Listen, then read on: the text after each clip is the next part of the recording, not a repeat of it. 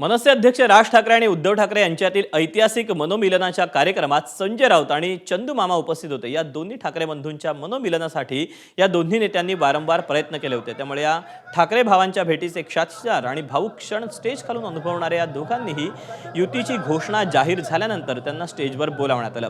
उद्धव आणि राज ठाकरेंनी या दोघांनाही आपल्यासोबत मधोमध स्टेजवर उभं केलं।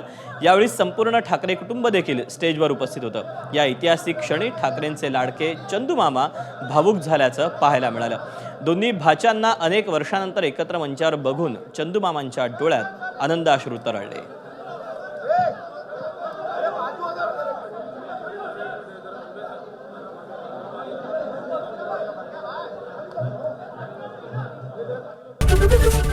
एबीपी माझा, उघडा डोळे बघा नीट।